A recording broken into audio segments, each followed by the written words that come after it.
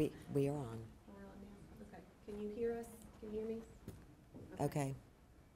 All right, folks. Instead of Dr. Kirkby doing the presentation today, you're going to have me, Rebecca Lloyd, and Emily Redd. So we're just going to go back and forth and talk about getting started with your thesis dissertation process. Emily is more familiar with a lot of this than I am because she does the submission workshop. So she's the guru when it comes to the thesis dissertation process.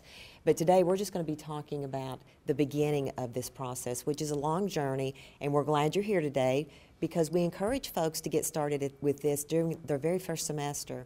For those of you online, a lot of times you don't get to see who I am. I'm always behind the scenes, but I'm Rebecca Lloyd. I have my computer over here. If you have questions during any time, I'll be watching and I will ask the question for you. So we're going to go ahead and get started. Okay. I'm in the frame too. Emily, hello. Or am I back up then? Okay, so this is the preparation workshop, otherwise known as getting started. And I've not practiced this at all, so we're just going to work our way through. Okay, so read your graduate catalog. The specific process will depend on your program. And talk to your research advisor and committee chair, and talk to your graduate coordinator. So a lot of things are very discipline specific about what you need to know and who you're going to be working with. So make sure you read your catalog and follow the date that you began your program. That catalog will be the catalog you'll follow all the way through. This is probably going to go fast because I don't know how to elaborate. Okay. All right. So finding a topic in a committee. Brainstorm a topic. What interests you about your discipline? Discuss the topic. So who in the department has similar interests to you? Now I do know that some disciplines pick your committee for you or assign your committee for you. If that happens, go with the flow. If you're able to pick your committee, do that. Do your research, find out who has similar interests as you. Those are going to be the ones you're going to want on your committee. What ideas do they have for your interests, and what does the scholarship say about your topic? Okay, so selecting a chair. This is the most important person in this journey for you. Find someone diligent, interested, and with whom you will work well with. Find someone, if you're aware, if they're nice and responsive. That's a really good quality to have in a chair. So test the field, send out a couple emails. I'm thinking about this topic, see who replies first. Also, you're going to want to select someone you can work well with. So it's not just about similar interests, it's about being able to have a good, even conversation. They respect you, you respect them. That can go a long way. All right. So select a committee, same idea, same criteria, but also discuss people with your chair and the committee members themselves. Discuss, did I read that right? Yes. Discuss people with your chair and committee. Okay, so what will be expected from different members? Will they provide feedback and hammer out how to avoid surprises later? So sometimes you may want a statistics person on your committee, or you want someone who's really good at a certain niche or portion of your topic. Your chair can help you work that out. So begin with your chair and then select a committee that will enhance the topic you're working with and give you a lot of dynamics also, not all the same opinion. You want to be challenged as well. Also, make sure your committee, well, you can't make sure, but hope that your committee works well together. We sometimes have committees that disagree, and that's not a bad thing, but they can disagree to the point where they may be delaying things. So do a little bit of research there. Again, if you've got a committee that's assigned to you, you've got to go with the flow. But one thing that I would add here, I'm sure you folks have already done this, but if you look at a lot of faculty members have their own personal website, and they provide a lot of information on their website, including their research interests. So if you have a particular interest in mind already, go out there and look at faculty and look at their websites and see if they've done something that's similar to what you're interested in. And that's a way for you to start doing your own research and be proactive in saying, I'd like to have this person on my committee if that would be feasible. So there's a lot you can do. Okay, working with a committee.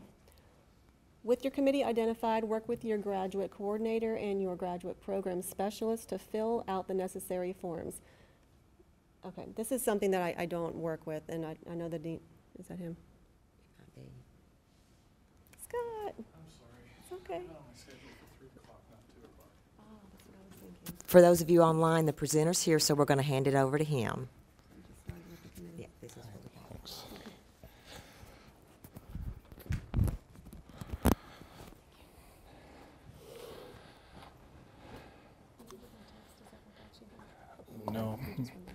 No, it's Queen interrupted my meeting. I still would be in that meeting. So sorry. Sorry, everyone. Scheduling mix-up, and my apologies. So let's pick up where left off, working with a committee.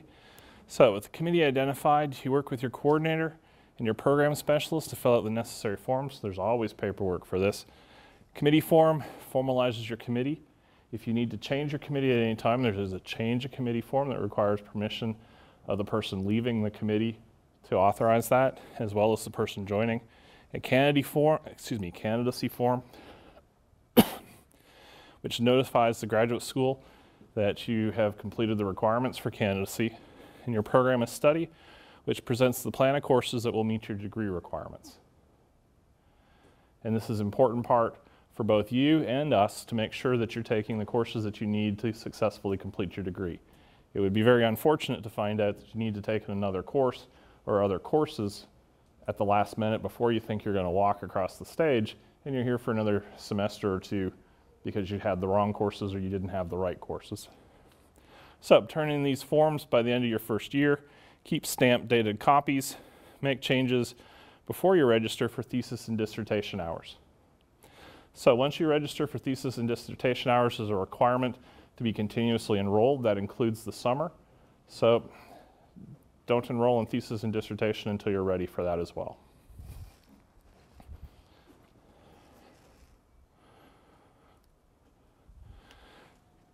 The actual details of how you will advance in your thesis or dissertation project depend on the particulars for your program. These are sort of generalities that are common to many but not all programs. So you'll need a prospectus, and the details will depend on your discipline. Talk to your thesis advisor or your committee chair. You constructed a document that your committee can approve, and if your changes are required by your committee, they are required by your committee. So meet regularly with your committee and your thesis chair to keep them posted regarding your progress and keep you honest in making progress. In disciplines like in the sciences, meeting regularly with your thesis chair or your committee chair will be an easy thing to do because you'll probably be working in the same room multiple times a week. For other things like the humanities, you'll probably have to make an effort to make appointments with your advisor because you won't be working in the same room multiple times a week. So you need to make an effort to make sure you stay in touch and don't lose track of where you're going, and your advisor doesn't lose track of where you're going.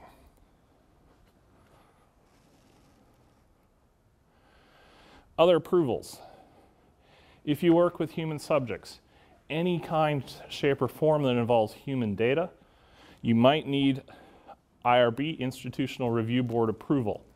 And the important thing is if anything in your thesis or dissertation involves humans, aside from yourself and your own efforts to do this, check to see if you need IRB approval. Only the IRB can determine whether you need their approval or not. So if your buddy says, no, I don't need it, no, your buddy doesn't get to decide. Okay. So IRB approval, if you're working with animal care, we have to obey federal, state, and local regulations with regard to the use of animals. So there are training programs that you'll need to complete, and there are approvals you'll need to complete to make sure that we use animals that are involved in research ethically and that they're treated as humanely as possible. Drugs, depending on the type of research, certain kinds of medical research involves drugs that require special approvals to be able to use. For example, some Schedule I drugs will need special training, special paperwork. It all has to be done. DNA, radiation hazards, hazardous materials. Again, for radiation and hazardous materials, you're likely working in a research group that is familiar with these details, and your research advisor can help you get the necessary trainings and approvals for those. So the IRB website is etsu.edu/IRB. They have a forms document that can help you understand whether you need approval and what you need to do to apply for that approval. It is absolutely vitally important that if your work is covered by IRB, that you do not begin data collection in any way, shape, or form without their approval. Even if you think you are exempt, until you have their exemption letter saying that you are exempt, do not collect your data in case you're wrong. Data that is collected before IRB approval is unpublishable, and you leave yourself open to professional sanctions, including potential civil and criminal liability for acting without proper approval for human subject research. So, among the possibilities that can happen to you is that you'll be dismissed from your program. IRB approval, working with human subject research, is a very big deal. Simple thing is interviewing a human being can be IRB related material. Don't do it without the proper approvals.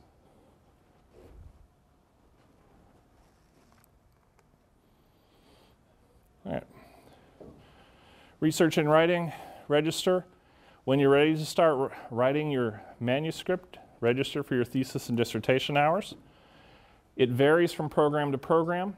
In the sciences, you often have courses called research, that while you're actually collecting your research, before you actually start the writing process, and then you start thesis or dissertation when you're ready to do the writing process. In education, it's often just a combined dissertation set of courses, and so you'll take that set right from the beginning of your data collection or project research. So talk to your program coordinator, talk to your research advisor to work out your schedule so it works for your program. So once you are enrolled in thesis or dissertation, though, continuous enrollment is required. Ultimately, only you can figure out what works best for you. I've found that I work on projects for pieces at a time every day, but I've got multiple demands on me every day.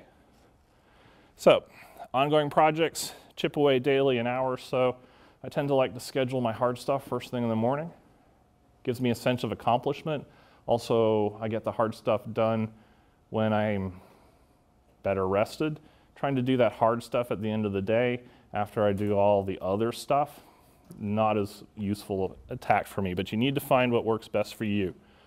So others find a method of working through the distractions required uninterrupted blocks of time. It is unfortunate that the amount of time it takes you to get on task and up to speed is often fairly lengthy. A 30-second interruption can often take 15 minutes of productive time out of your block. So work what works for you. If it's important to you, and your thesis or dissertation should be important to you, schedule time. Don't fit it in around everything else. Block it off. Your thesis and dissertation is the most important thing you'll do in graduate school. Since it is the most important thing you'll do in graduate school, because it's the thing that the next step in your career path most depends on, schedule it the same way you would for your GA assignment or your classes or going to the gym. Schedule it.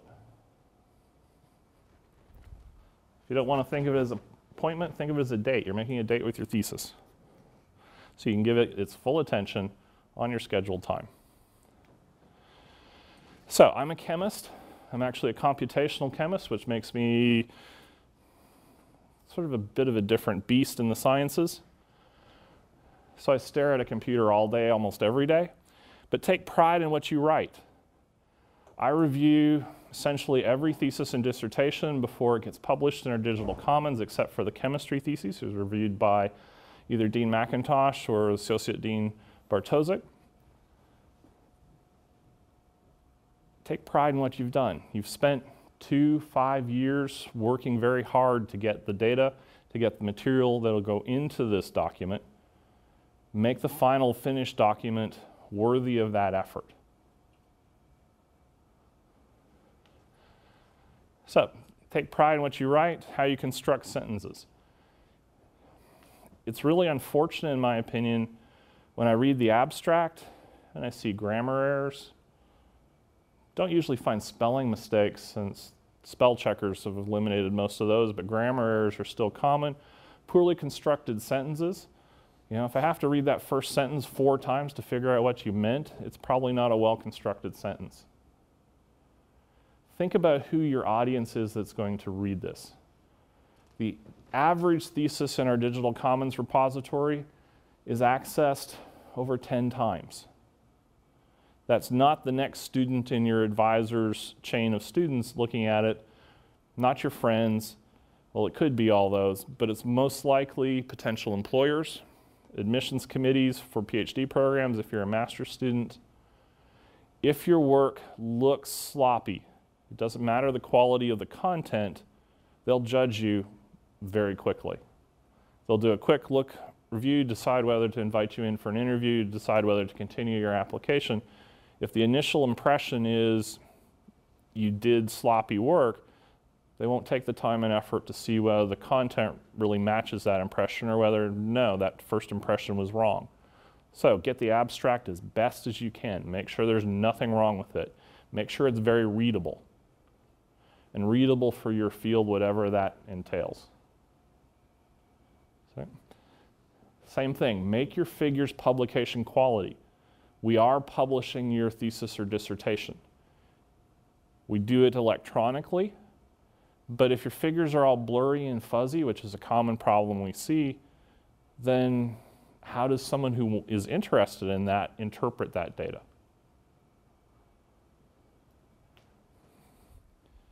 So, aim for the active voice, action verbs, enhance the eloquence and clarity of your prose. You want good writing. There are lots of sources online. I find some of the best things to do is to take a thesis in your area. We award students every year in multiple areas for the quality of their thesis or dissertation. Take a look at some of our award winners in recent years. They're in the digital commons. Look at what they've done and emulate those behaviors. They're extremely well written. Everything is publication quality. Yep. Take advantage of that. Okay, literature review. A typical thesis or dissertation is divided into 4 or 5 chapters. The first chapter is usually a literature review. It's a summary of the current state of the art in your topic. Scholarship or research. Okay. Connect it to your contribution. By definition, a thesis or dissertation has to contain original scholarship. Connect what's been done, what's gone before, to what your original material is. Always help your reader understand that. Okay. Make this section matter. It's not just a tick-off item as you go. Again, it's first. That potential employer, that potential admissions committee, that potential fellowship committee, that's probably the second thing they're going to read after your abstract. Make it count. Okay. Go to the original work. Don't rely on encyclopedias, online sources.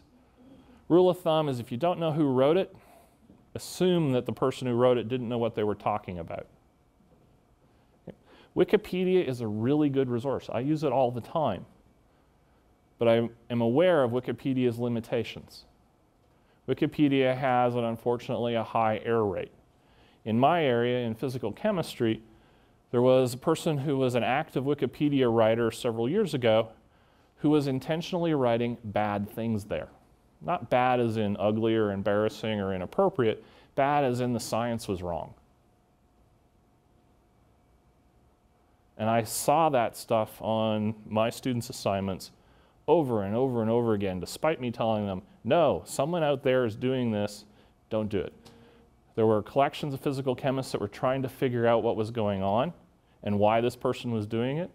The best we could determine was that this person had a friend who was high up in the Wikipedia editorial chain, because in spite of intensive efforts to remove his erroneous stuff, it would get switched back almost instantly. And if you tried too hard to remove it, you'd get yourself blocked by the Wikipedia editors. So that suggested he had friends in high places. But, important thing, don't source secondary. Go to the originals.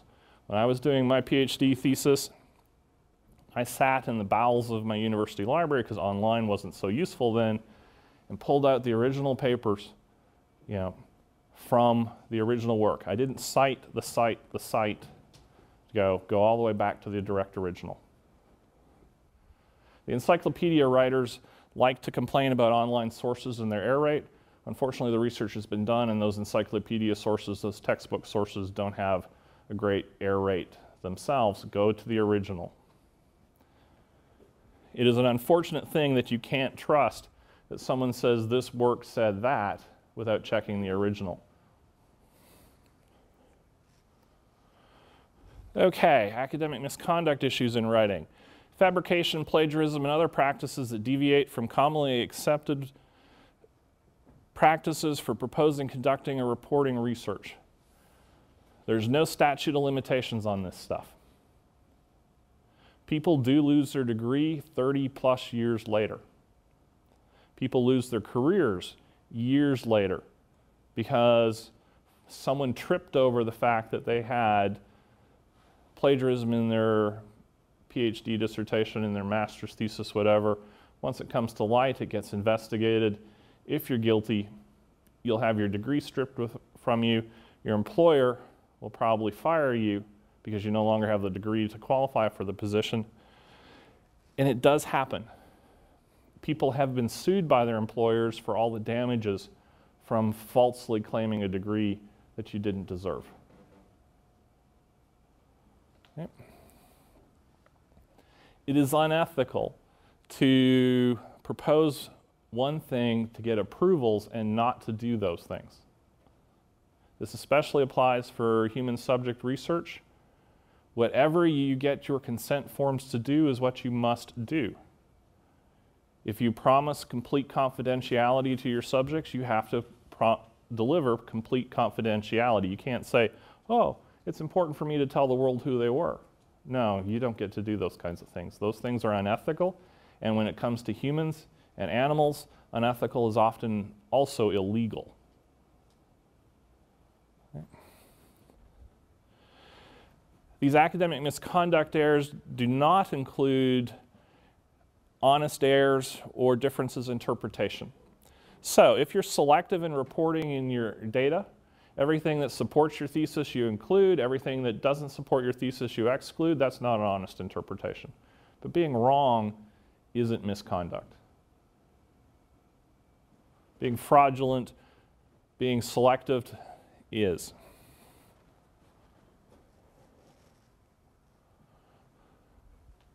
Fabricating results, changing data, negligence in your collecting, analyzing or selective reporting, omitting conflicting data. These are all examples of problems. Plagiarism, using or taking credit for the work or ideas of others without proper acknowledgement or permission. Right? Nobody gets in trouble for having too many references or citations. Nobody gets in trouble if your bibliography is too big. But you do get in trouble if you borrowed somebody's idea and didn't cite it properly. This will vary from subject to subject. For example, common knowledge things like 2 + 2 = 4, you don't have to cite the first person that figured out addition. I didn't publish anyway, so we're not quite sure who that was. Some Sumerian that worked out arithmetic. But you do need, especially if you're borrowing images. So figures are the most common stumbling block we see in our reporting. Make sure you have permissions. Most academic publishers have mechanisms in place, because it's a common request, on how to get permission to use things from their journals, from their textbooks, from their web pages. For a modern, large publisher, these things take overnight to approve. You request that you want to borrow a figure from a paper from one of their journals for use in your dissertation, they approve that fairly routinely. That's not the case if you're dealing with monographs or books that are old. There's been lots of consolidation, buying and purchasing of publishers. The copyright holder may not be easy to track down to be able to find this. It can take a long time to get permissions in those cases.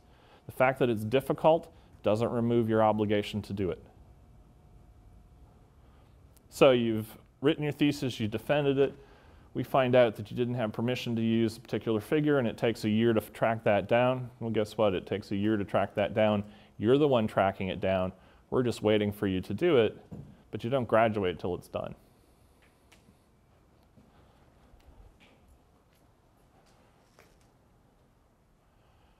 Okay, additional examples: abuse of confidentiality that I already mentioned, or legitimate expectations of confidentiality. Again, if you're doing human subject research, you have to do what you promised. If you expect someone to be candid with you, their employer might take a difficult view of what they've told you. You can't let their employer know if you've promised confidentiality, things like that. I think an example that came up recently was someone was looking at interactions between teachers and their principals. If you want them to be candid and tell them that their principal's a jerk and here's why, you don't want them worried that their principal will find out and they might be, career path altered because of that. You can't misrepresent your research, including the progress of your research to your committee.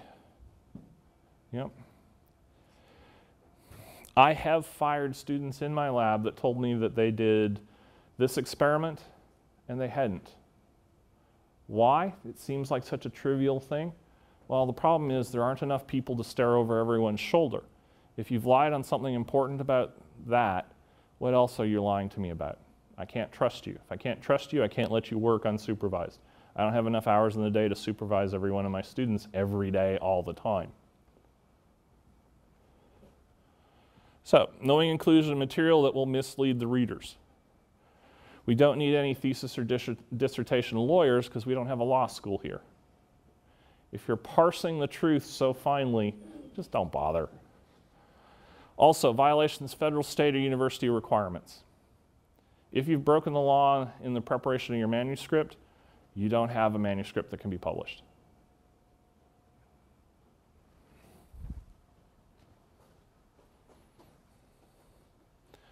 So, accurately present your findings and their sources. This will take work, but not so much work that we don't expect everyone to do it properly. Take good notes to document your sources of your findings. Especially when you're doing your literature review, use good methods. The old days, when you had a piece of paper that you were taking your ideas from, cut and paste was literally cutting the piece of paper and pasting it onto another piece of paper to put your sections together. Now, of course, it's highlight, click, click, and it's in. Use good, reliable methods. Cutting and pasting chunks from someone else's manuscript that you'll go back and paraphrase later is a highly unreliable way of doing it. I have seen so many students get to problems because they forget to paraphrase it properly and they end up partially quoting. Well, oops, I'm sorry doesn't work as a defense. I meant to do something different isn't a defense for this. By the time you get to the end of your thesis or your dissertation, you're expected to understand how these things work. Behave accordingly. I didn't know, I've never seen a successful defense for an accusation of plagiarism that was, I didn't know.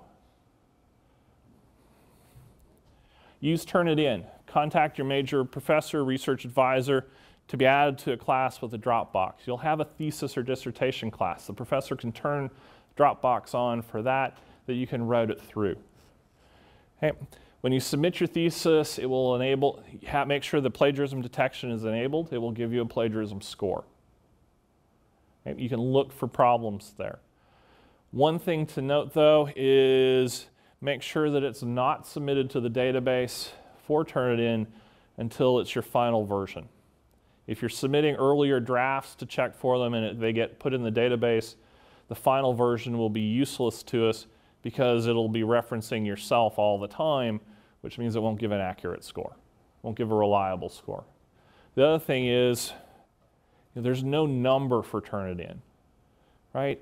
We assume that your references are used by other people, and those papers might be, if you're in chemistry, just to use an example I'm familiar with, and you're describing a particular method of doing things, you're not going to be overly original in that method. Someone who uses the exact same synthesis technique or the exact same calculation is going to describe it in highly similar terms.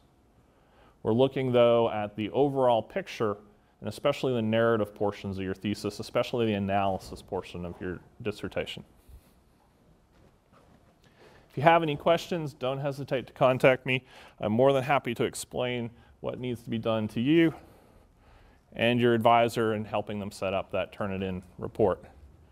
Okay, making progress. The CFAA, the Center for Academic Achievement, first floor of the shared library, can provide assistance with style and grammar. They're not an editing service.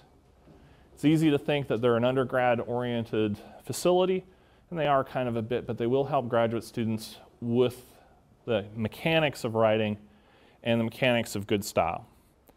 So we offer every semester, including the summer semester, thesis and dissertation completion scholarships. If you have a GA, you don't qualify, or tuition scholarship, you don't qualify because they just cover the tuition portion. But for that continuous enrollment, it can really help you if you need that 5th semester. If you don't have a GA or a TS, it can really make a financial difference for that last semester. If you're not sure you need it, apply anyway. It's a lot better to have it and then say no thank you than to miss the application deadline and not have it. Thesis and dissertation scholarships will pay for up to 6 hours of thesis, dissertation, or readings and research credits in your final semester. So I think that's what, $400 and some per, so you can looking at what, $2,000 to $3,000 economic value to that scholarship. International students even more. Okay. We also offer thesis and dissertation boot camp. This is dedicated time in the library, free of distractions to work on your thesis, as well as some support to help you with the mechanics.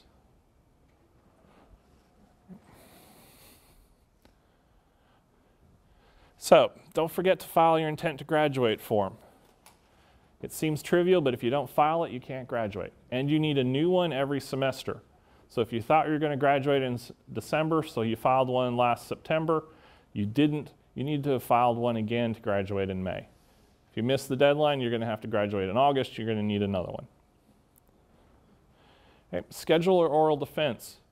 Defenses are public things, so they have to be scheduled so that we can arrange for that public bit. Each defense also has an outside observer.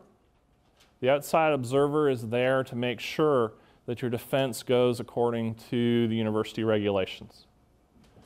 The outside observer is there to help you to make sure that your committee doesn't do anything outside the regulations. It's also there to help the committee to make sure you don't do anything outside the regulations, and that there's a neutral, independent observer that says, no, things happen the way they were supposed to happen. The outside observer does not judge, does not grade your presentation or your ability to answer questions.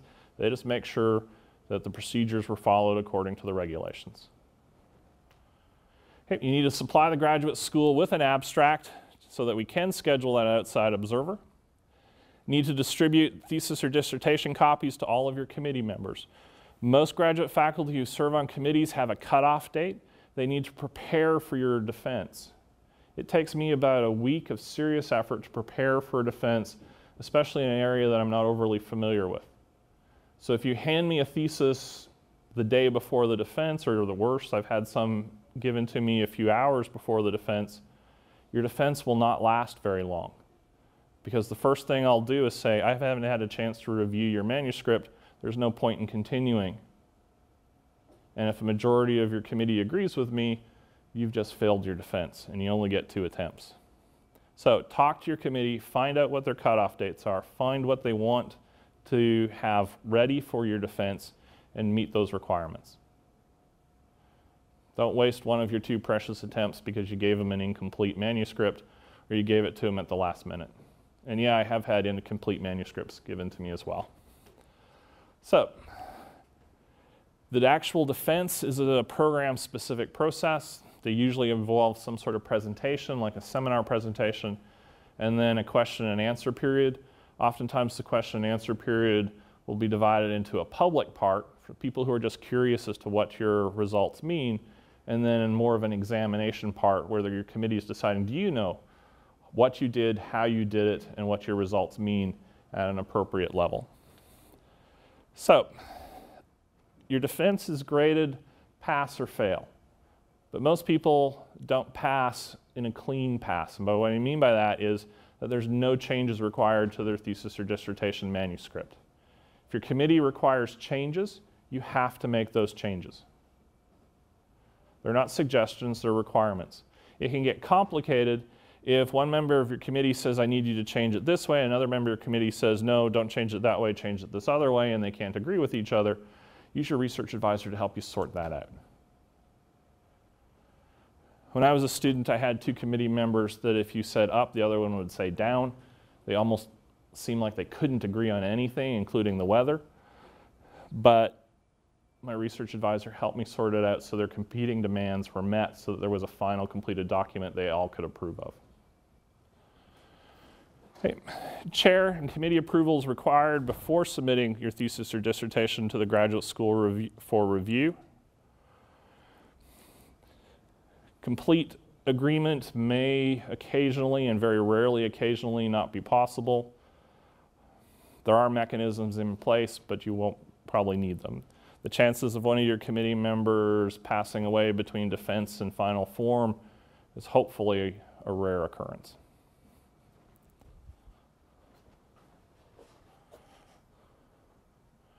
Electronic submission is required. We publish on the Digital Commons.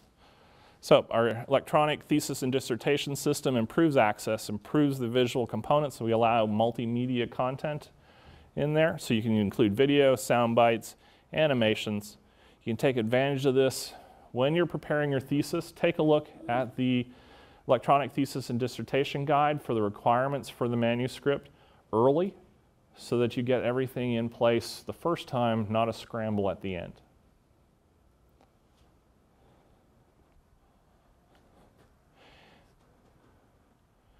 Okay. So your manuscript represents a blending of disciplinary and graduate school formatting guidelines.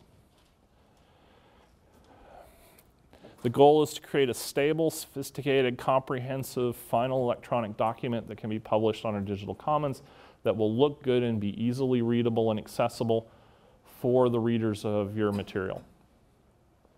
Okay. Make sure you obtain permission again for all copyrighted material. Modified materials need to be cited as adapted. Make sure that there are no misconduct issues. Everything's cited that needs to be cited. And make sure everything is as high quality as you can. Follow the format guidelines. That's the link to the current guide. You can choose between the standard and alternate format. The standard format is if you're writing a book. The alternate format is if you have previously peer-reviewed published papers. Your internal chapters can be those manuscripts with a literature review and some conclusions and discussion at the end.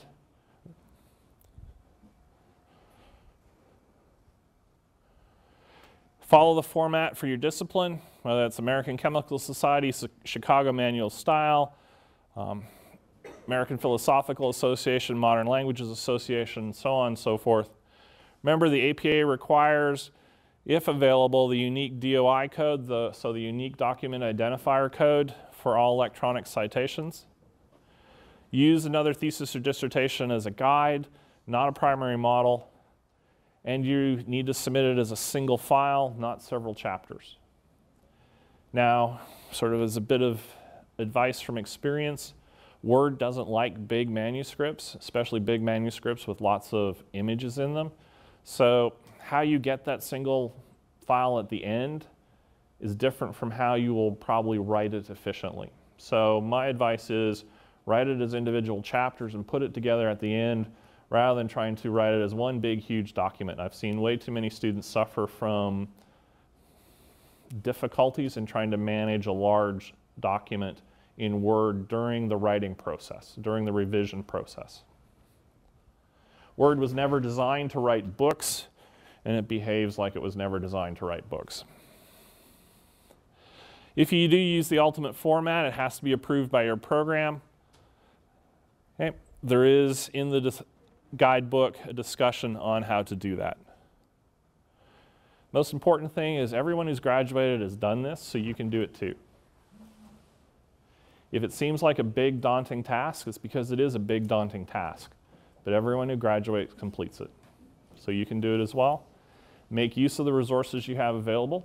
Talk to your graduate coordinator. Make use of your committee chair or your research advisor. They want you to be successful. Talk to us in the graduate school. If you have questions, we're more than happy to answer them. That's why we're here. And again, my apologies for being late. I messed up my schedule, and I'm sorry for that. Any questions? Yes? Is there a way that we can possibly have a copy of these slides for future reference? Yep. We've got a sign-in sheet down there. If I can read your email address, it'll come in for the. Thank you. Okay. Anything else? For the scholarship, that's only the final semester, correct? That's only for the final semester, yes. Okay, so the research grants and stuff like that are separate? Are different, yes. The research grants deadline is actually tomorrow for this year's go-around. It's always March 1st. If you start in the fall semester, that's usually logistically sensible. If you started in the spring or the summer, that might not be as logistically sensible, but unfortunately we can only do it once a year. The research grants will provide between $500 and $800 to complete your thesis or dissertation research component. We fund anything that's a direct research expense. Travel, materials, supplies, anything that's a direct research expense. We do not fund reporting expenses. So travel to a conference to present your results, the grants will not cover that. The Graduate and Professional Students Association do have travel grants that will cover that portion. It is a highly competitive program. Last year we were approaching federal agency funding rates. We were only able to fund less than 20% of the applications. So unfortunately we have a large number of high quality applications that don't get funded. If you don't get funded, we'll provide what feedback we can, but oftentimes it's just a question of you were good but not good enough to do that. And that's for all of the graduate? That covers everyone in a thesis or dissertation program. The committee prefers to spread the money around. If you're in the sciences, it's obvious that there'll be a lot of competition there. Arts and humanities, we usually go out of our way begging people to apply. I wish more would apply. We would like to fund that. But it is a competition and it is competitive. So it's good experience even if you don't get funded. If you're in a doctoral program, you can have you can win twice in your program and you can apply multiple years. Master's program, you can only win once, and realistically you only have 1 or 2 chances to apply for it. I applied this semester, so I thought I'd get it. I'm going to try again next semester, I guess. Yeah. We'll provide you with the feedback we can. Oftentimes it's, yes, it was great, but somebody else was judged to be better. Okay. Yes? Because I just submitted a copy of my proposal before I came here. Mm-hmm. And I was just wondering, when do we get feedback from you? The committee will make its decisions by April 1st, and if you're successful, you'll get your feedback shortly after April 1st. If you're unsuccessful, you'll get your feedback by mid-April. Okay. I can only provide the feedback that the committee supplies. Sometimes the feedback is very minimalistic. Again, we have a lot of good proposals. We have a lot of excellent proposals. We don't have enough money to fund every excellent proposal. And so oftentimes the feedback you'll get is it was excellent, but not excellent enough, if you'll avoid the grammar difficulties with that. It's really heartbreaking to go, a student goes, what did I do wrong? And you go, you did nothing wrong. It's just someone did everything right slightly better than you did everything right. It's a little last minute now, but non-technical language is really important. And non-technical language means non-technical language, not just non-technical language in your discipline. So I always refer to it as my grandmother's speech, assuming, of course, your grandmother doesn't have a doctorate in your area of specialty. You know, if your grandmother wouldn't understand it, don't. It's a small committee, and by design, the chances of having someone familiar with your area will be very limited because we need to limit conflicts of interest, so your research advisor won't be on it. If you can't explain it easily in the space available to a non-expert, that non-expert is going to have trouble awarding it high points. Some problems we typically have: jargon, especially in the sciences. A nice short technical term may take a lot of words to explain to a non-expert, and you have limited space to do that. We actually see more of that difficulty in the humanities, where they don't seem to recognize that that commonly used English word has an idiosyncratic meaning in that profession. And so the normal interpretation of the or normal definition won't fit, and you confuse the committee by not clarifying. Or you ask for something that you don't explain. So we will fund travel to go collect your research, but if it looks like a junket, that's not going to get there. So you have to explain why you need to go there and things like that. The other common mistakes are asking for too much money or not enough. We can only award between $500 and $800. $500 is the minimum the university will allow us to fund for a grant. $800 allows us to have multiple grants. If you ask for $20,000, you've already taken yourself out, and that's happened. You know, if you think you're saving us money by asking for $400, oh, even if it's really great, we can't fund $400, so you won't get it that way either. And I'm over time as well as being late, so I'll let Ms. Red move on to the next portion. And again, my apologies for being late.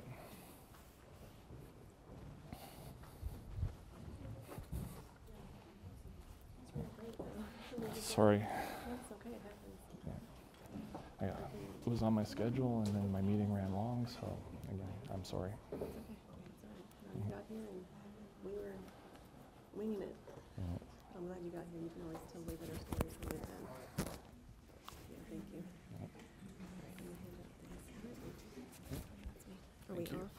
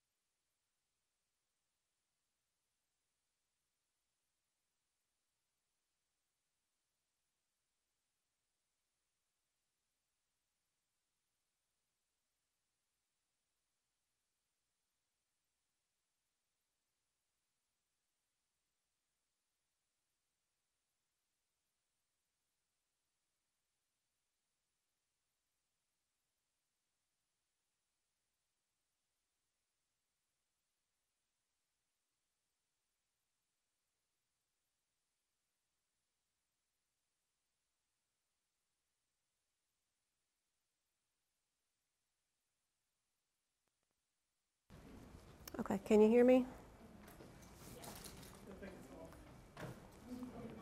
Okay, I just clicked it back on. Can you hear me now? Okay.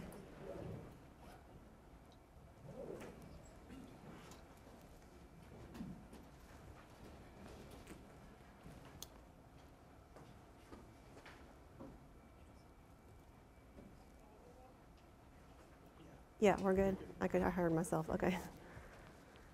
Alrighty.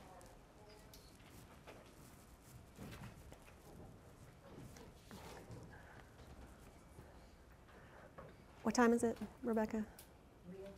Okay. All right, I think we're ready to get started. All right, my name is Emily Redd. I'm a Thesis Dissertation Coordinator for the School of Graduate Studies, and thank you for coming. Thank you for joining us online. Okay, we're good. All right, please be sure you log in online. If you don't log in, we won't know you're there, and we won't send you the PowerPoints. Also, those of you in the room, again, if I can read your email, I'll send you the PowerPoints. So make sure those are clearly written. And this is surviving the submission process. This is talking about what you're going to go through right there at the end, right before graduation. This is a lot of information. I don't expect you to remember it all. I barely remember it myself. Kidding. But you'll at least know it exists. You'll have this to refer back to. You'll have met me. We also have a checklist. It's one page. We'll be going through each part of that checklist. This checklist is your best friend, and that'll be all you need to know about getting through this process. So let's get started. What we're going to talk about is the paperwork involved with this process and the decisions you'll need to be making about access and things like that. We'll go over uploading, where you'll need to upload and what's involved with that, the review process, the editing process on your end, and then final approval. Okay? All right, first thing first. I'm going to talk about the Turnitin report. This was required, started being required about 3 years ago, and this is something that your chair needs to do for you or facilitate for you. Students do not have direct access to the Turnitin software, so your chair needs to be involved or in charge of this. I will not go into much detail about how to set these things up because I've been asked not to per the graduate school. It is ITS's responsibility on campus to guide your chair or faculty on all processes related to Turnitin.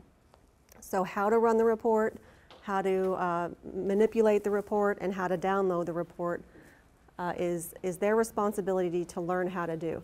Now it's been a couple of years, like I said, so if you all can sign in, that's okay. I'll be able to give you the PowerPoint if you give me your email. So most chairs have been doing this for a couple years. They know what to do. Check in though, say, hey, I hear I need to have a Turnitin report. Do you know what that's all about? If they say no, never heard of it, then send them to ITS and I can give you the name of a good contact, or contact me and I'll forward you that information. But Chelsea, Chelsie, Dubay, D-U-B-A-Y, is the best contact for all things related to running that report. She's been very helpful to faculty who are still learning. So you and your chair should look at the results. I will simply be filing this report in my files. I won't be reviewing it. I don't look at the score. I don't care about any of that. I will be filing it. All of that's your responsibility to make sure you've gone through it and you've looked at what it's flagged. You're okay with everything that is flagged, or something popped up that you didn't know about and that you need to go back in and fix. So that's your responsibility. That's your chair's responsibility. Your chair will sign off on a form that we're going to look at here in a minute that certifies that they have gone through this Turnitin report and it meets best practice for citations. So that's on you guys. To submit the report, however, your document needs to be smaller than 20 megabytes. So if you've got figures and tables and images in there, you'll need to take them out. You're not going to be scanning those through the Turnitin program anyway. You're just reviewing text. So that's a little quirk to that system, 20 megabyte limit. Only if it's over. If it's not over, we don't have to worry about taking it out. If it's not over, yeah. If it's not over, I'm going to be repeating a little bit of some of your questions for the online students. If it's not over 20 megabytes, yeah, you don't need to take the images out. It'll just bypass them. Okay. So you or your chair actually can download the Turnitin report from the Turnitin program. It needs to be in PDF format. It automatically downloads as a PDF, but I need the full report, and send that directly to me to my email address. Am I in the way? I'll stand over here.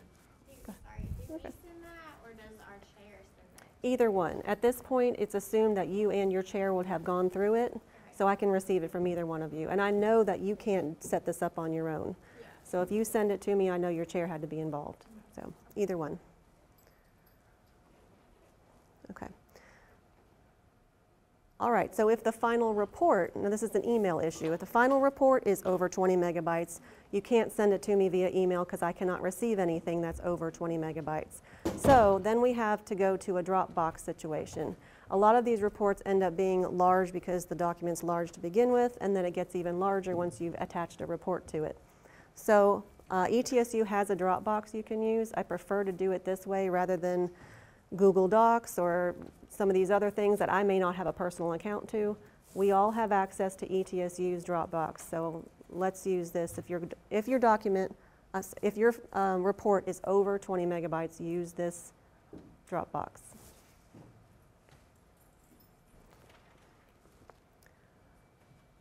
Okay, and just to remind you, I'm going step by step through this checklist. The very first thing at the top of this checklist is to defend and then start this Turnitin report. So this is the first thing on the checklist that we're going to talk about. Yes? I think April 2nd is the submission for uploading is that everything or just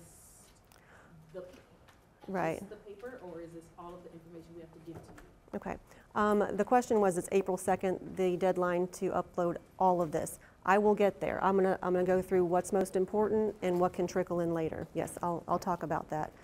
Show of hands if you can. Who's going to graduate this semester? What about summer? Okay, I've got both of those dates on my little note here. We'll talk about that, those deadlines. Okay. Okay, so the next thing on the checklist is the manuscript review form. This is also the second page in your packet for those of you in the room.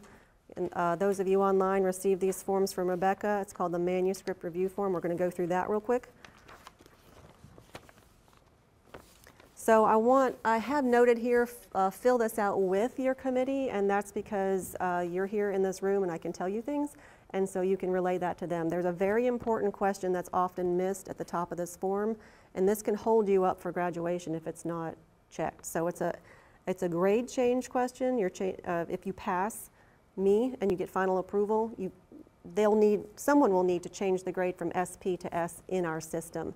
And you can tell our program specialists to do that for you once I notify them by checking yes here. Some departments will do that for you, so that would be a no, but that's a question your chair should answer. Most are yes, that you want our office to change that grade for you upon approval. It works much better that way. Your committee chair needs to read. Let me talk about the top first. Hang on. The top is general information. It's also telling me what style guide you used. I'll be checking against your style guide. If it used APA or MLA, tell me that. Your chair's name and email. Your chair has the option to receive the notes that I send back to you, that have them being copied on that email. They can check yes or no there. And down at the bottom is the signature portion. And your chair needs to have read this portion and certify right here with the check marks that I have read and approved this manuscript, I have reviewed the Turnitin report, and it conforms to the style guides. Those are what those check marks mean. I used to have check boxes there, and they'd never get checked, so I went ahead and just made it a general thing because that would hold things up. All your committee members sign, and then you sign at the bottom.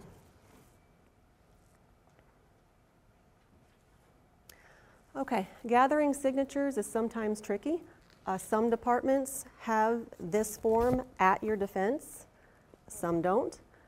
If you have it at your defense, I know some of them will go ahead and have all the committee members sign. They're all there in one room, which is rare, and they'll just hold the form in their office until you're completely finished, then forward it on to me. Sometimes someone in your department will route the form around for you. Sometimes your chair will help you out. If not, it's up to you. And I wanted to point out that most issues with gathering signatures happen in the summer. Faculty leave, they're unavailable, they're wherever they are, and it's hard to get them to get a signature on this form when you need it. So I will accept a clear scan of this. If you need to route it around that way, I used to not. I used to have it and have to have original signatures, but I can accept a clear scan. So if you have 2 of them sign and need to get electronic signatures through email and then you sign, that's fine, that will work. Also, if you have someone who does not have access to a scanner, they can't sign, they don't have access to a computer, but maybe they have their phone, they can ask someone to sign on their behalf, as someone on your committee. So as long as I get that notification that the person can send me an email and say, I will let so-and-so on this committee sign on my behalf, I'll have that on my records and that'll be fine. Okay. All right, so far I've talked about the Turnitin report, the manuscript review form, and now I'm going to talk about uploading. Uploading is a little bit further down on the checklist, but I'm grouping these things here at the beginning because they are what you need to focus on to meet the deadline. And this semester, as it was mentioned, the deadline is April 2nd. In the summer, it is July 16th. Now, on the deadline, your priority will be getting the Turnitin report to me on or before, the manuscript review form to me, and the upload. The upload of your thesis or dissertation is actually the primary thing you should focus on. If I don't have that upload, you won't be on my list. I won't be able to tell our program specialists. They will not get that information to graduation. You won't be in the bulletin. It all goes from there. So the upload creates an electronic date stamp that you have uploaded by the deadline. So do that. Make sure you upload by the end of the day on that deadline. 2nd of April? Was that? By the 2nd of April? This semester, it's the 2nd of April, April 2nd, yeah. Okay, so that's why I've grouped these things at the beginning. So uploading, convert the final manuscript to PDF. I say this because you should check the PDF to be sure nothing went crazy. Sometimes if spacing is not really stable in the word processing document, you convert to PDF, it'll go wonky. Go through your PDF, look at it first before it comes to me, because I'll send it right back to you if it's off. So make sure you go through the PDF, not just your Word document. And then you go to the ETD website and click on Get Account, and I've got the link here. I will also show you a screenshot of what that looks like in the next slide. Create an account and log in. And it's important to note because this is messed several people up. They think they upload and submit, but they actually don't make the deadline. They don't make the list. They don't make, the graduation list because they have uploaded to D2L to run the Turnitin report and thought that was the uploading process. That is a separate process from uploading to me. Okay, so you all have been educated that 2 processes, upload to D2L to run the Turnitin report, that's with your chair, that's not me. Uploading to me for review, separate space, separate, process. Okay, so this is what it looks like, although I've cut off the top. It actually says Digital Commons at East Tennessee State University across the top. Digital Commons is the repository for several collections now. The Theses and Dissertations were the first collection in this repository, and this is what you'll be contributing to. So you will create your account. Do I have a little light? Oh, there we go. All right, so on the right here, it's not really super clear, but this is where you will create your account. You'll need to, it'll ask for an email address and a password. This does not have to be your ETSU email or password, but I suggest that because that's something you can remember. It's what you're used to logging in with. But this system and ETSU systems are not connected. So it can be something else, but so you can use whatever you want to there. But use an email address and a password. Whatever email address you put in here, that's how I'll be contacting you, so make sure it's something you check often. Once you've entered that in, then you'll log in here with that email address and your password, and it'll take you to a screen where you will choose Theses and Dissertations, and then you'll agree to some terms, and then there's a profile that you'll fill out. Don't do this at lunch. Don't do this on your way to something else. Take your time with this profile. This is important. This creates the profile that will appear in the repository that represents you.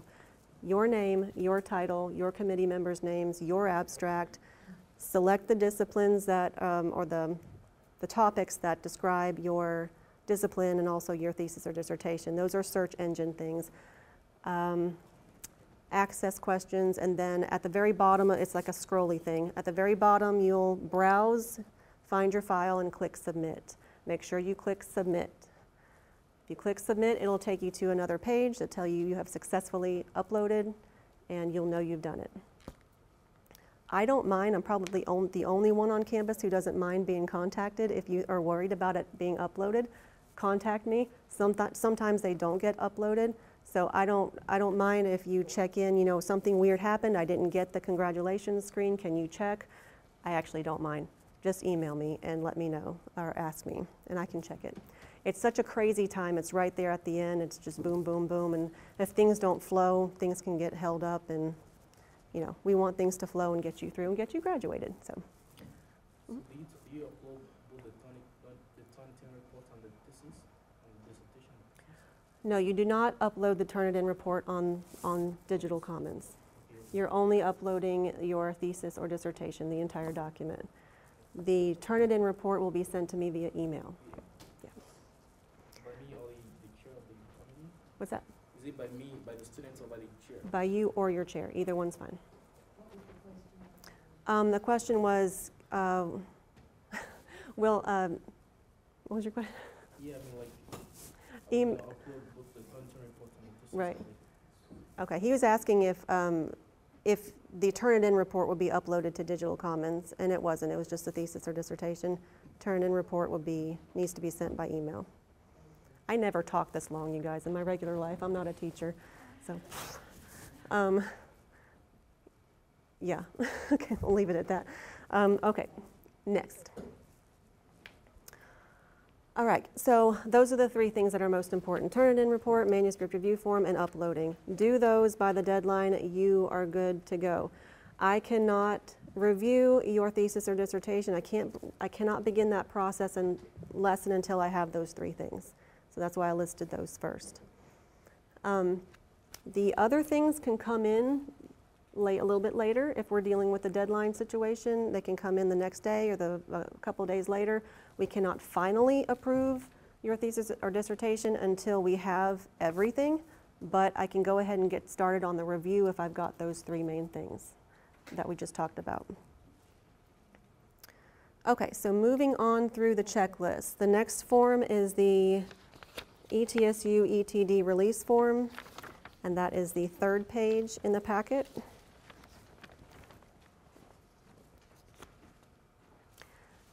This is where you will decide level of access for your thesis or dissertation. You'll choose unrestricted, restricted, or withheld, and the descriptions are on this form. Mark which one you want at the bottom and sign and date.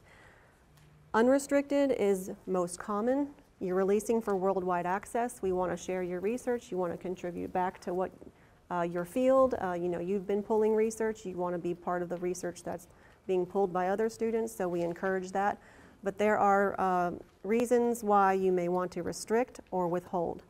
Restriction is the least common option, and it's primarily used to keep a thesis or dissertation from being accessed outside of ETSU. So you can access the entire document here within ETSU, with ETSU system from any ETSU computer, but not outside ETSU's computer systems. So some departments use that because there's ongoing research that they're building upon and they want their students and faculty to access it, and they want it in one spot, but they don't want it released yet because it's not fully complete. So that's a least common one. A growing in popularity is the withheld option.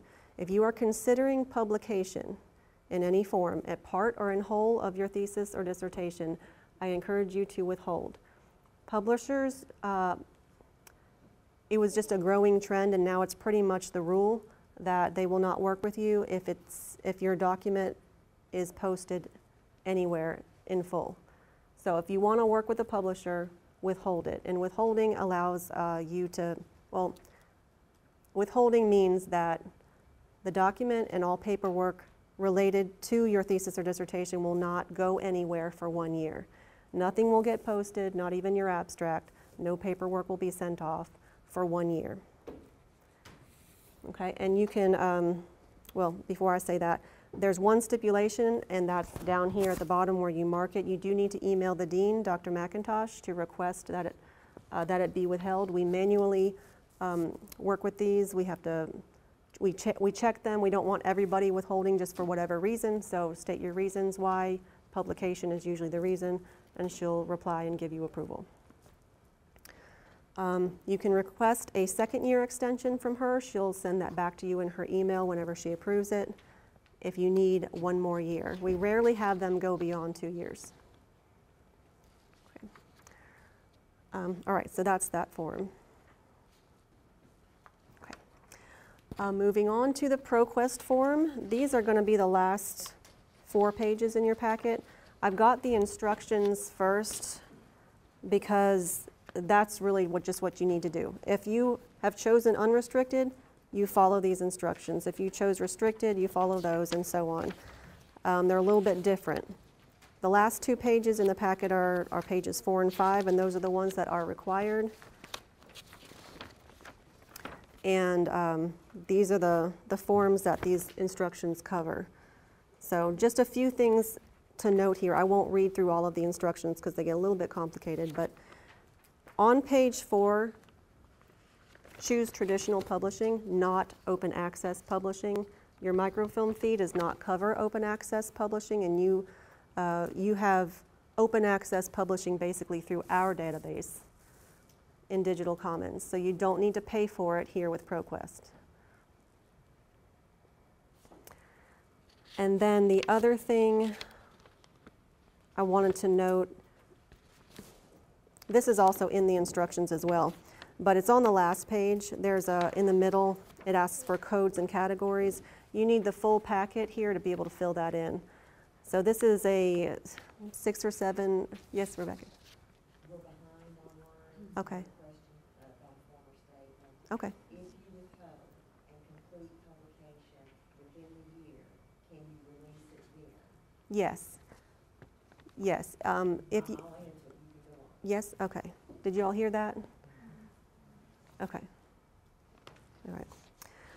The codes and categories. This is a 6 or 7 or 8 page packet. I can't remember how long.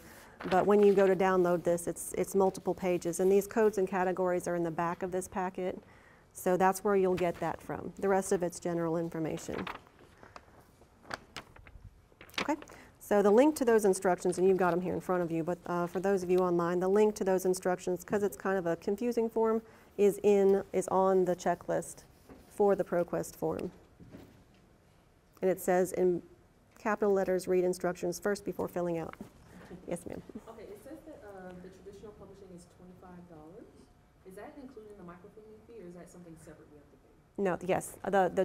The question is the $25 on the page 4 of the traditional publishing, is that included in the microfilm fee? Yes, it is. It's almost half of it.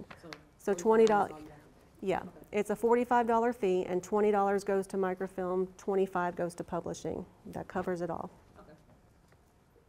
On page 4, that form, when you say select traditional publishing, under there, under select publishing options, do we have to do that if we're withholding? Well, to cut down on time, the instructions detail what to do in that section. If you're choosing withholding under the... Instructions on the previous page. Yes, so the question was about the second portion of the form on page 4. If you refer back to those instructions, depending on what you chose, if you chose withholding, it'll detail exactly what to pick there and why. Because it's it doesn't make a lot of sense, but it'll take me probably 10 minutes to go through all of that. But read through that. If my instructions don't make sense, let me know, and I'll clarify for you, but it'll clear it up. Yes. So going back to that previous question, if you are not sure about publishing, then I assume you can go ahead and withhold, and then publish, and then release later. Yes. Yes, and for anyone else listening, I want to elaborate on that. If you're not sure about publishing, you can go ahead and withhold but release later. yes, you can, but the work will automatically, well, not automatically, it's manually released by me 1 year later. So if you're still not sure and it's a year and a half, you know, it's getting up to that year, select it, or request another year from Dr. McIntosh, and you can continue to ponder. But we probably won't go beyond 2 years for that. Okay. All right. Okay, other requirements going on down the checklist. IRB approval or exemption memo is required if you went through the IRB. I need that memo. You can forward it to me via email. There's now 3 versions of that. I probably need to update my PowerPoint. And there's IRB approval, IRB exemption, and then a memo stating that we didn't even need to bother with you. So I'll need any of whichever you got. I'll need that on file. And, oh, go ahead. And does that include like the multiple ones that you get, like if you have an expert panel and pilot studies and things like that, like any of them? Right. It does not include the extra ones. I'm trying to repeat for online. It does not include the extra stuff you get, the multiple memos you get, and So it's just the official letter?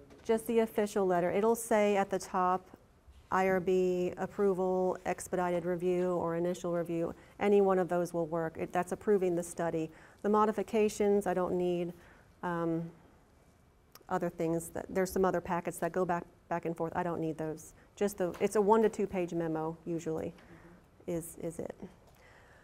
And just now today, a few hours before I came down here, so I don't have it in my PowerPoint. It's official. Do not include the IRB memo in your appendix.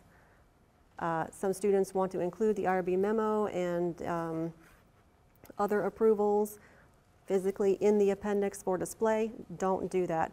I've been asking students not to do that since last summer, since I had a meeting with the IRB review board. It's now become official, so I'll be updating all my paperwork tomorrow.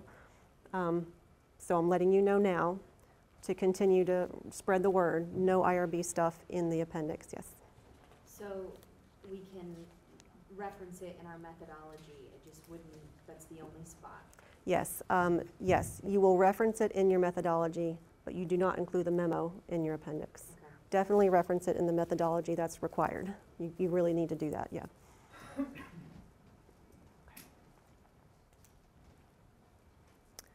All right. The survey of earned doctorates, that's for PhD students only, and I've got a list here on the checklist of which ones those are, and also the little code that goes along with it. This generates a state report that the dean reviews, so make sure you get your code right when you're filling out this survey. The survey is required for all PhD candidates, and the link is there. Okay, and pay their microfilm fee by the deadline listed on the academic calendar. That's part of your checklist too.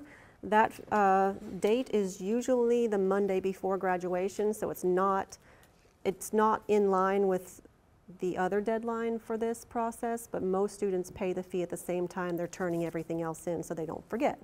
But it is it's a bit later in the semester if you are trying to save up. But, okay.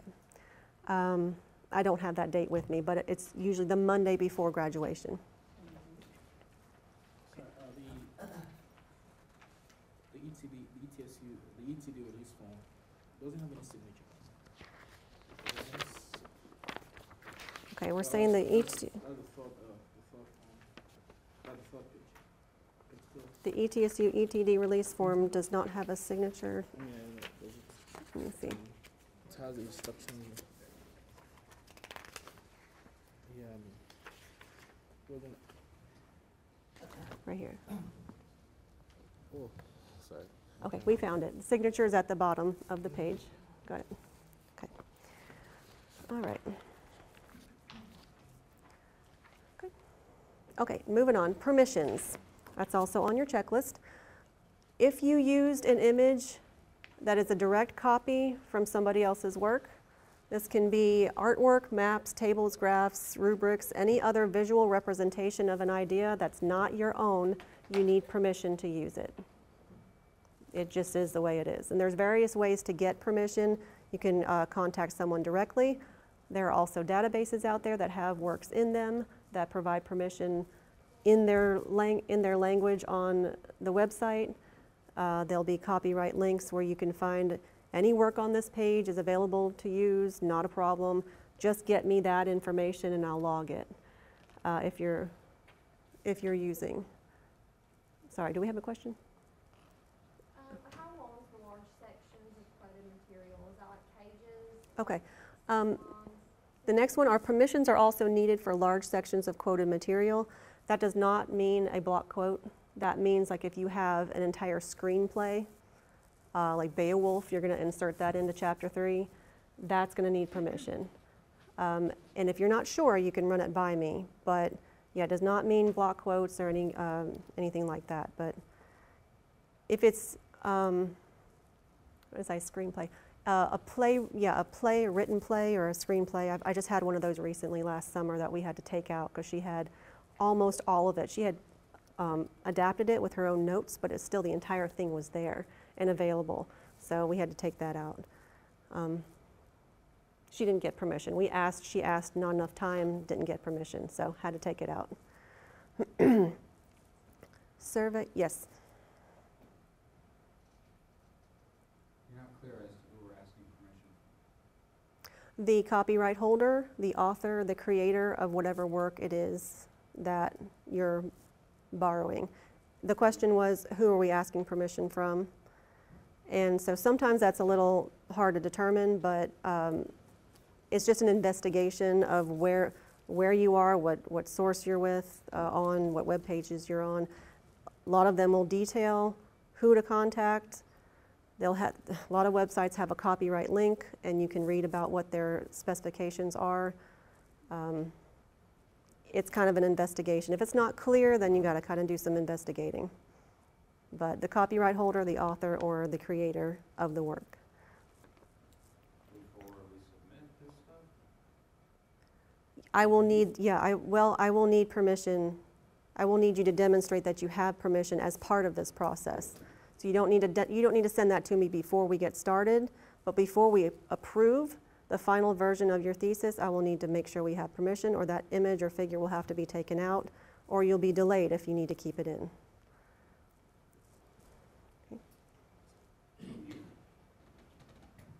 You specifically?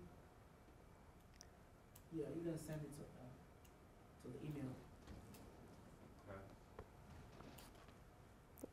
Good? Okay. Wanted to make sure. Okay. In the case of a third party, you have to pay a particular third party to access articles. Okay. Who do you ask permission? Say that again, the beginning? In the case of a third party, like an organization that you have to pay, so you can access people's work, articles, Okay. journals, and stuff like that. Do we have permission from the third party? Or Okay, so in the case of where you have to pay to access journal articles, you're asking who do you ask for permission from to use an image from those articles? Yeah, because you pay them and you access. Okay, right. published work on that. I have not been asked that question before. It would be the publisher who would have the rights to that work, to that journal. It would not be the entity you paid to access that journal. It would still be, any publisher holds copyright of that journal that they published, not the author anymore. So you would contact that publisher, I would think. They have the rights. Once they have the right to publish it, they can give us permission back. Unless this is something I'm not familiar with, unless this is a database that is, it's got something on their website that says any journal article within this database is ours. You know, we've paid for it and we're allowing you access. I'd have to look into it. Okay. So that's something a little new. Yeah. Sorry. And this changes all the time. I've been doing this for years now, and every time I have to update. It's getting nicer though that there's more and more databases out there with images in there. They're getting it all consolidated and telling you everything in here is available. Don't contact us. So if you've got some of them are called Creative Commons licenses. If they've got that attached to it, then you don't need to ask permission because we're asking you to ask permission. So imagine how many inquiries they're getting from students to be able to use some works. Then the last one is, am I going to cite everywhere I got permission at every chapter, or how does it work? Yeah, I've got that on here that you will, for images, you'll cite below the image as part of your figure caption. And I'll show an example of that next, soon.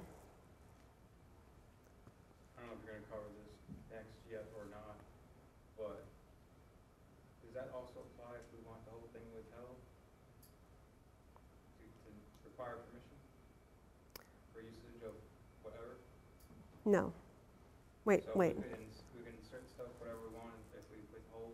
No, yeah, it does apply. Okay, I understand. He's asking if you need to get permissions. Does that whole rule apply if you're going to withhold your thesis or dissertation? Yes, it does. Because at the time you're ready to release, whenever that is, we don't want to have to go back and try to track down permissions at that time and create a new process. So couldn't it say permanently withheld? He's asking, if you choose the option to withhold your work, do you still need permission to go through the process? Yes. Yes, you do. If you're going to withhold, restrict, or unrestrict your work, you need permissions no matter what. Restricted keeps it on campus. It's still, you're still using somebody else's work. And unless you adapt it and change it, then it's their work and you need permission from them to use it. I'll show you that. That's going to be one of those next things. Okay. All right, so if you have published journal articles in your manuscript, this is part of the alternate format. You can insert journal articles that you have written, and I'll show you some of that later about what that means. But if you have these articles in your thesis or dissertation that are yours, but they've already been published, the publisher of that journal holds copyright of your own work, and even though it's in your own thesis, you need permission from them, the publisher, to have it in your thesis or dissertation. Okay, moving on. Citing images used with permission. So there's two ways to do this. If you have used something with permission, just cite it below the figure caption, used with permission, and then the citation.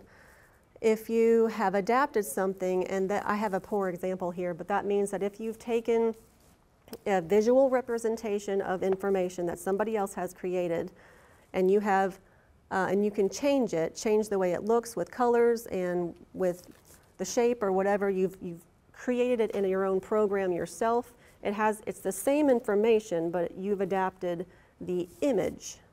Then you don't need permission. It's now your graphic. You can cite as used with permission. This is a really good way to bypass this if it's something as simple as a graph or a table, that you can take the data, construct it yourself, and use that with permission. So there's the example.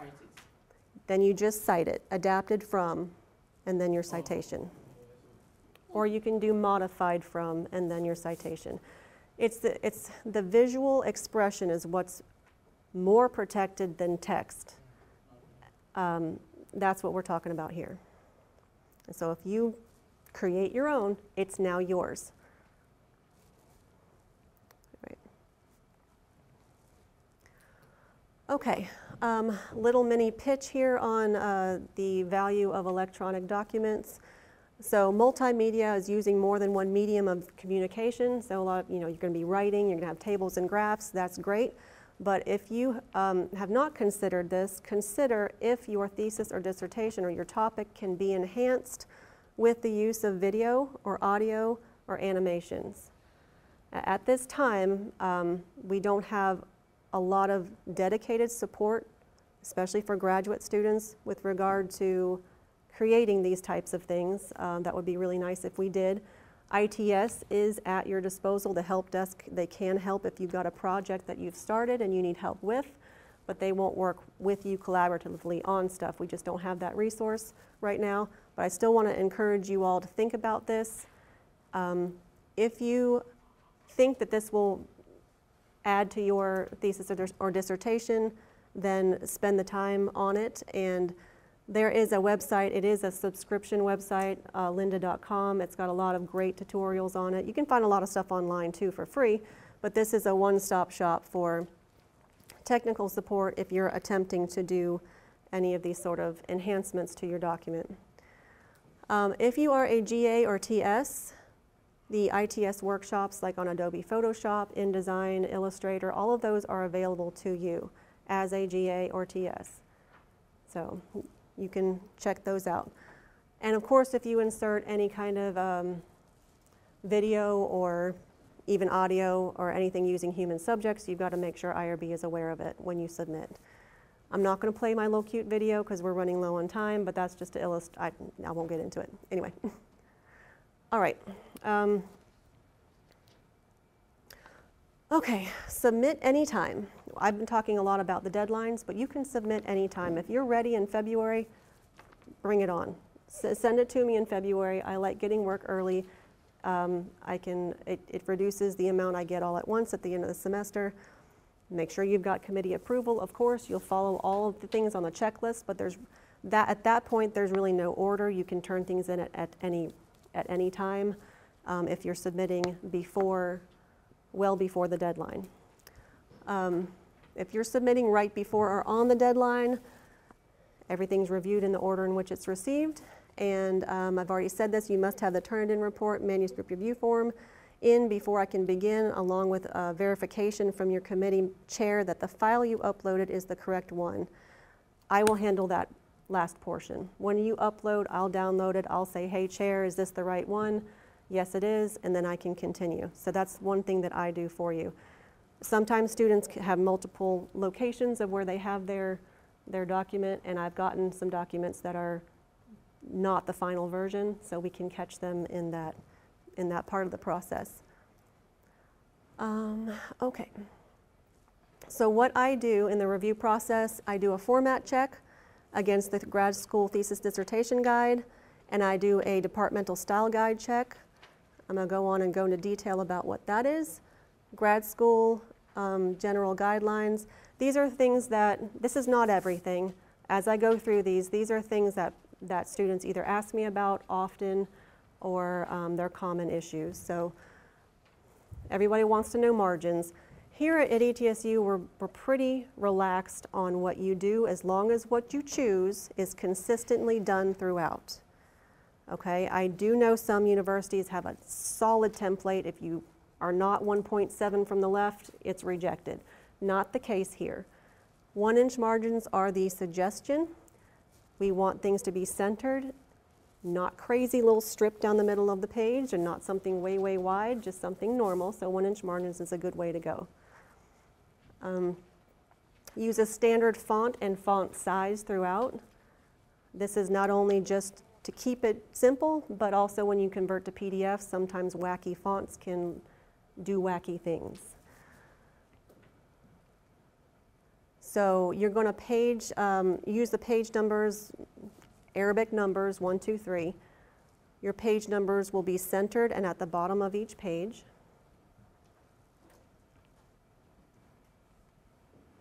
Okay, I'm going to go back to that. Yeah. One more thing about the page numbers, and this is in our thesis and dissertation guide. You can see all the examples in there. The title page does not have a page number on it. You begin with page 2 in the abstract, which is your second page. Okay. No running headers. The standard font, is it 12? I mean, the standard font and size. Font size? Yeah, the font size. Okay. Okay, standard font and font size. The question is about font and size. Yes, So 10, 11, and 12. So, beyond that, it's too big. Below that's too small. Do you have any style, font style recommend? Any font style? Is it Yeah, I'm sorry, I didn't get into that. The font style and size. Okay, size would be 10 through 12, and Times New Roman, Calibri, Arial, those types of standard things. I'm editing a dissertation for someone, and they're requiring them to use Franklin Gothic, and it's bad. So yeah, just if you're not sure, ask me. If you find one, yeah, if you find one that you love and it's not one of those standard ones, run it by me and we'll see. Okay, table titles go above the table for everybody, regardless of discipline. Figure captions will go below the figure. References will be hanging indent, or some disciplines number them. If they're numbered, they're numbered. Otherwise, you're going to use a hanging indent system, which the first line is flush with the left margin, subsequent lines are indented. Okay, just as a reminder, all of this information is either on the checklist or in our thesis guide. It's all there. The flow of your format, standard format, is in this order. You're going to have the title page first, the abstract, copyright, dedication, and acknowledgments are all optional, but they would go in that order if you have them. Followed by the table of contents, then the list of tables and figures, only if you have more than 5. They're not required for a list of tables or figures if you have 5 or fewer entries. If you want them, you can have the lists. If not, you don't need to. Then you've got the body of the manuscript, then your bibliography or references, followed by an appendix or appendices if you've got more than one. You don't need an appendix if you've got nothing to add at the end. You don't need one. Some disciplines don't. And then there's a vita at the end. This vita is not your resume, not your huge curriculum vita. This is a snapshot of your educational and professional experiences. There's an example of it in the thesis guide. Follow that format. How are we doing on time, Rebecca? Okay, thank you. Real quick, the alternate format, the difference here, everything's the same in the same order. The differences here are you're going to have a chapter 1, which is a comprehensive review of the literature or an introduction. The chapter 2 or 3 or 4 will be an inserted journal article. This doesn't apply to all of you. Ask your chair if this is something that makes sense for you. Some disciplines are actively writing and publishing throughout their program, and this makes it easier when you go to pull everything together at the end in your thesis or dissertation to insert the journal article or articles you've already written in as separate chapters. So this is an option for those types of students. Okay, so chapter 3, or the final chapter, whichever number it would end up being, dissertations must have a summary chapter or a chapter that integrates and discusses all the material presented. A thesis student may or may not, depending on your committee. It's not required. One more difference is the table and figures are to be numbered by chapter in this style. So if you have chapter 1, all of your tables or figures would be 1.1, 1.2, 1.3. The reason is you've already got an established journal in chapter 3. It's got figures 1, 2, 3, 4. It's already numbered. You just tack on 3 in front of it, so you don't have to go through and rework everything. Okay. So follow the sample pages in the thesis dissertation guide exactly for the title page, the abstract. Note here that abstracts for theses are 150 words or less. I will be counting those. Dissertations, 350 words or less. That's a cataloging issue. There's no wiggle room on that. Okay. Table of contents, follow the examples. I've got templates on the ETD site for the table of contents. That way, if you are highly annoyed with getting those numbers completely straight on the right side, we've got that all worked out for you in that template. On the what side? Sorry. On the right, like if you're creating a table of contents and you're hitting the dots all the way over, and they're going to do this little wavy thing and not good. So we have. What side is it on? What site? Okay, the ETD site, and that is that was in here. The link was in here in one of the slides. No problem. Okay, so again, all of this is on the ETD site. List of tables and figures, we've got an example of those in there, and the vita, again, there's an example of what that looks like in the thesis guide. Limit it to no more than 2 pages of the most recent and relevant information. Headings and subheadings are next. For those of you who are not using APA, Your style manual will not specify what your headings and subheadings will look like. So we've got a standard way of doing it. First level subheading like this, it can be either underlined or italicized, but whatever you choose, make sure you do that consistently throughout. I've shown you the italicized version here. Underlined version here. So first level subheading is centered and underlined. Second level subheading is flush with the left margin. Third level subheading is indented and in sentence style, followed by a period. And let's see, APA has their own style because they tend to go beyond, or they offer the option to go beyond 3 levels of subheadings. They go into 5 levels of subheadings. So if you're an APA user, you will follow the words. You will follow this blend. So it'll look like this. Your chapter titles will still be in all caps and centered, but following APA style, you'll begin APA for the first level subheading here. And this is APA style. So if you're not using APA, don't pay attention to this. This is APA, how APA wants it. Bolded in the center, second level subheading on the flush with the left margin, and so on. You can see how it goes from there. If you're using APA, you don't have to do it this way unless you have 5 levels. If you've only got 3 levels, you can go with this. It's much simpler, unless your committee asks you to do APA. I won't worry about it either way. If you pick this and go with this and it's consistent, I'm fine. If you do it this way, be consistent with APA, and then we're good. Okay, so from the departmental style guides, what I will be checking are the in-text citation formatting to make sure if you are using MLA, you're actually using MLA and not something random. Table and figure caption formatting. CSE and APA have specifications about what table figures and captions are supposed to look like, so follow that. The rest of you can just follow something standard, but or something consistent. Whatever you choose needs to be consistent. Reference formatting, that I will be checking also to make sure, again, if you used APA, it looks like APA, it is APA. You are responsible for writing in the style of your discipline, that's the actual content, grammar, punctuation, and sentence structure, chapter organization and flow, ensuring quoted and paraphrased material is cited, clarity and continuity. Turnitin will help you with a lot of that, but the point of me saying this is that I don't read your thesis or dissertation. I'm looking at formats. So all of this is your responsibility, your and your chair and your committee's responsibility.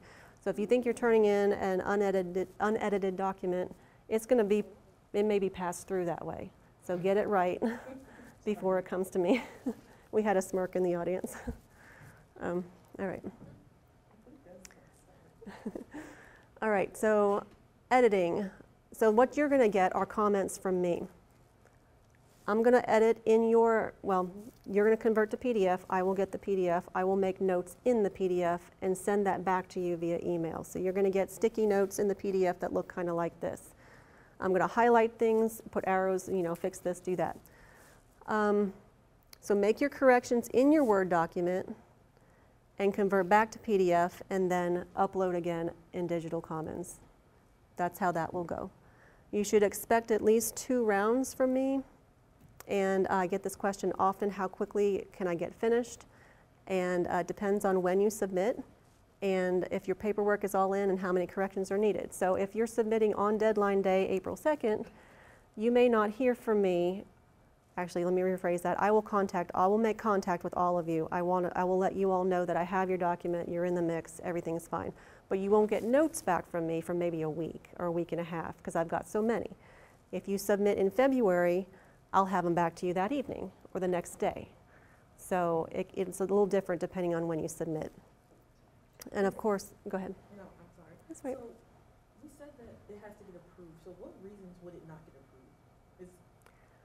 Okay. The question is, it needs to be approved by the dean or by the graduate school? By the dean. Okay. Why would your paper not get approved? Okay. So why would your paper not get approved? So why would your paper not get approved? Okay. So why would your paper not get approved? Okay. So why would your paper not get approved? Okay. So why would your paper not get approved? Okay. So why would your paper not get approved? Okay. So why would your paper not get approved? So why would your paper not get approved? it will be delayed more so than not approved. Not approved by the final deadline for that semester's graduation could be because of you're holding out for permissions, or because you're just not responsive to my emails, or we found something IRB related that really needs to be checked by them. And that could be just something we trip over, you know, just something we happen to see, that you've included or overly described your subjects, and I just happen to notice that, or Dr. Kirkby has picked up on that sometimes. So that can hold things up, but that is very rare. So if you have a good committee, that should be. If you have a good committee, that should be no problem. That's what she said. Online people. Yes, if you have a good committee and you've got a good solid document and you followed the guide, what I'm talking about here, everything looks good, then you should have no problem. And I've never let anything be delayed from anything that I'm doing. If it's going to be something that a mistake was made within the document, or students are just not responding, and so. What's an example of, like, when you say correct this, if you're not looking at grammar and stuff, like, what do you look to correct? One of many examples, just to point one out, an example of something that the question was, what would I be marking? Anything from, if I'm seeing you've got an APA citation that has et al, and et al has et period, al, comma, instead of, a period should not be there after et. I mean, I'll notice that. I am going to go line by line. I'm scanning, I'm doing all of that, but I'm not reading for content and clarity and all of those other things to have it make sense. I'll also point out if your paragraphs are indented 1 inch and then all of a sudden they're indented 3 inches. You know, just inconsistencies in the formatting. And of course, if you didn't follow the examples of the thesis in the thesis dissertation guide for the title page and all that sort of thing, I'll show you how to rework that. So, I know you're looking at format, so grammar and content, that is the committee's responsibility. Yes. Was that an online question? No. Okay. Yes, grammar and content is the committee's and your responsibility. I just saw some questionable faces in the room. Yeah. Are we worried? Okay. All right, final approval. Assistant Dean Dr. Scott Kirkby will look over the final manuscript. He does read the abstract. He does read the acknowledgments. So those will be read by him. That's sometimes when he finds out that you've thanked your study site, or in your acknowledgments, thank you, Principal Scott, somebody or other from such and so school, and wait a second, you're supposed to be protecting your study site. We have noticed those types of things, but that's an easy fix. You can just take it out. A scary happening, but an easy fix. You can take that out. And he double checks all of what I've done. An automated email will be sent to you once approval has been processed. So, you'll go your couple rounds with me, and then I'll send it on to him. He looks at it. I've worked with 5 of them so far. He always has a comment, so you can expect something back from him, and he'll find something. So you'll make those corrections and then get it back to me, and I will process the approval in the system. The system in Digital Commons will generate an email to you and tell you it's done and you're good, and I will forward that to your chair so you can all celebrate together. But that's how that goes down. Do you have an office for if a student needs help on formatting? Do we have an office? Yeah, if a student needs help on formatting. Okay, like the question is, do we have an office if students need help with formatting? Like active help, like collaborative help, or do you mean if you've got some? Now, I need somebody to just help me look through my formatting. Make sure it's, no. They have sorry, this is shameless plug. The center in the library has a group of people that only work with master's and dissertation students. I think the guy's name is Jason, and he's only for graduate students. That's the only people he works with. He does everything. Yes. Jason? Mm-hmm. Okay, it was pointed out that there's somebody named Jason in the library that works with thesis dissertation students in the Center for Academic Achievement. As far as I'm aware, that they work with writing mostly, and they may not be aware of. He helped me with my format. What kind of format did he help you with? My APA format. Okay, Like so just he. like how you said, like the headings, not context, but they don't do context. They only do grammar and formatting stuff. Oh. Okay, so, news. Yeah, okay, so Jason does help with headings, APA headings, and formatting in the library. Good to know. Do you know As- Jason's last name? I have no idea. I know that he's a professor here, but he just goes by Jason. But like I said, he's the only person in the academic center who works with just master's and dissertation students. So if you tell them that's what you're working on, they're going to pair you with him. Okay, so right now we don't have a last name for Jason, but he's the only person. We've got Google. I have no idea what it is. I never. We've got Google, so we can I figure look that. at my email from there. We'll have that shortly. Sorry. Okay, but still, you know, APA, with regard to citation style, that's good. But he may not know the title page, the abstract, the vita, all of that. So that's what the guide is going to be good for. Since I came in late, can you shed light on the meaning of IRB? What IRB is? Yeah. The question is, what is IRB? It's the Institutional Review Board, and if you're using human subjects, you need to tell them what you're doing before you have any involvement with human subjects. That's surveying Human subject? human subjects, yeah. If you're even going to do a survey, or if you're going to do any observations with human subjects, not animals or not inanimate objects, anything involving human subjects that's part of your research, you go through a process with them.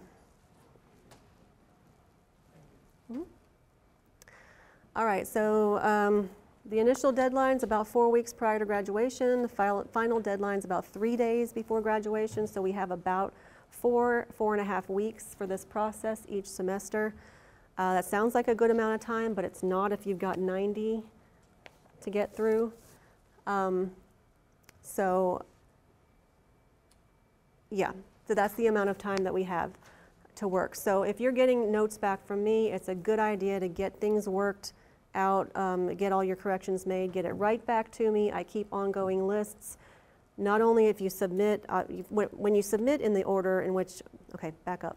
I will review in the order in which I received them initially, but I will also, as you resubmit, I'm going to be putting you on a list so you're in that order as you resubmit. So if you resubmit right away, you're going to hear back from me sooner than if you wait a couple of weeks. So keep on it. And I've never, like I said it before, I've never had anybody not get through because of me not being able to get to them. So I'm not the problem. No, if students, I do check on that though. If I do email someone and I don't hear back from them, I will check in to make sure it's not something that got lost. So I do keep up on all of that because my goal is to get all of you through with no issues other than unforeseen and or issues you can't work through within a short amount of time. Must have approval before the final deadline to graduate. And then there's my stuff. So I've got 2 different email addresses. This is the last slide, so we're almost done. This email, etd@etsu.edu, that's what I'll be sending you my notes back from, so don't be alarmed if you see that. That is me also. It just keeps my emails separate, so I'm sending large documents back. It doesn't fill up my personal, my... Yes, you can send any materials to me to either of these emails. They both come to me at this time. But if you see that one with notes coming back, that is me also. It's just to keep the file sizes down in my inbox, in my outbox. Okay, I'm tired. That's it. All right, it's always exhausting. So, all right. We good? Any questions? That was a lot. Okay. And okay, you want to come talk to me, or would this be good for the group? You got a question also? Yeah, I'll come talk to you. Okay. I'll come see you first. I'm going to turn this So on. everything's on the website, does that include the guide? Yes.